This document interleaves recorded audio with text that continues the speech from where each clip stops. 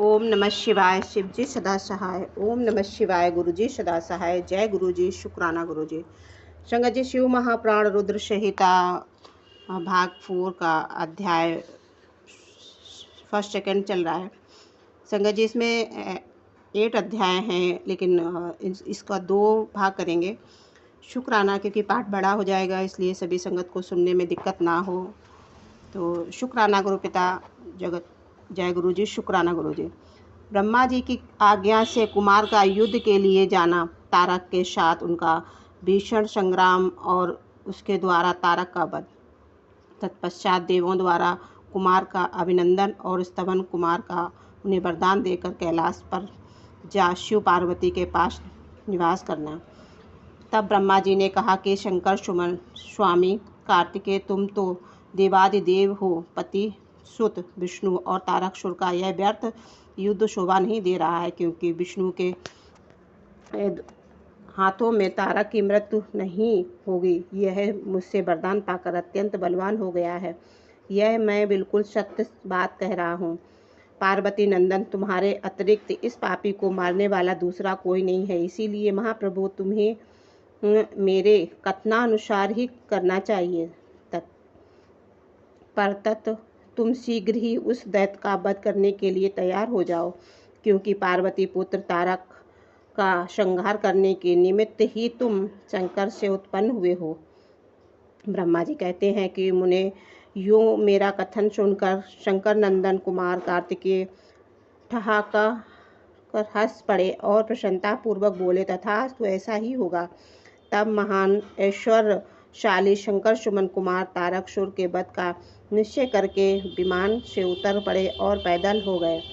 जिस समय महाबली शिवपुत्र कुमार अपनी अत्यंत चमकीली शक्ति को, जो लपटों से चमकती हुई एक बड़ी उल्का सी जान पड़ती थी, हाथ में ले पैदल ही दौड़ रहे थे, उस समय उनकी अद्भुत शोभा हो रही थी। उनके मन में तनिक भी व्याकुलता नहीं थी। वे परम प्रकांड और अप्रमेय बलशाली थे। उन षण्मुख को अपनी ओर आते देख तारकासुर से बोला, क्या शत्रुओं का संहार करने वाला कुमार यही है?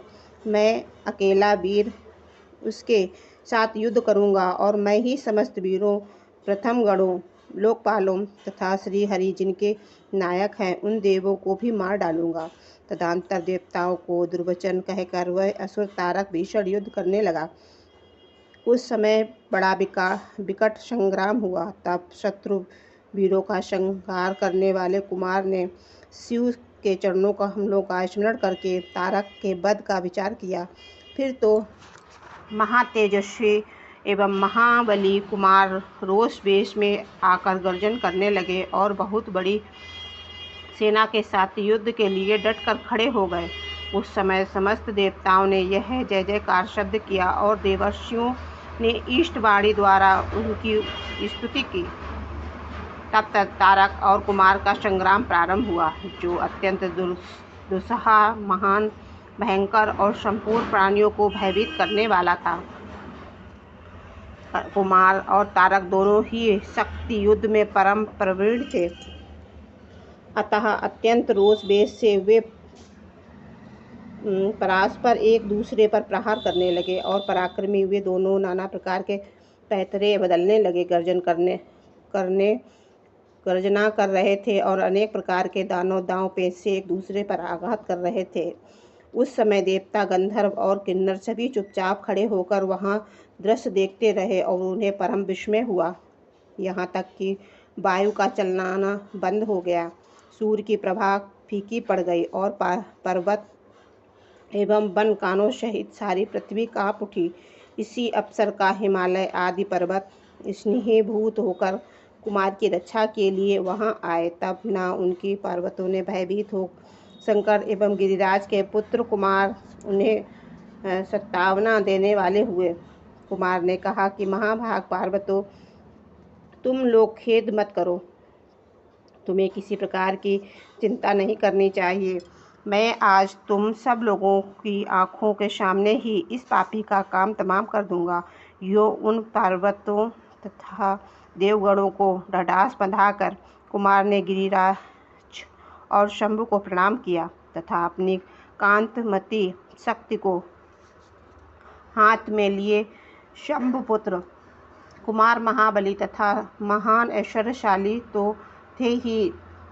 जब उन्होंने तारक का वध करने की इच्छा की शक्ति हाथ में ली, उस समय उनकी अद्भुत शोभा हो रही। तदनंतर शंकर के तेज से संपन्न कुमार ने उस शक्ति से तारकासुर पर जो समस्त लोगों का कष्ट लेने वाला था प्रहार किया। उस शक्ति के आघात से तारकासुर के सभी अंग छिन्न भिन्न हो गए और संपूर्ण असुर गणों का अधिपत्य वहाँ महावीर सहसा धराशायी हो गए। मुनि सबके देखते देखते वही कुमार द्वारा मारे गए तारक में प्राण पखेरु उड़ गए। उस उत्कृष्ट वीर तारक को महासमर में प्राण रहित होकर गिरा हुआ देख वीरवर कुमार ने पुनः उस पर वार नहीं किया।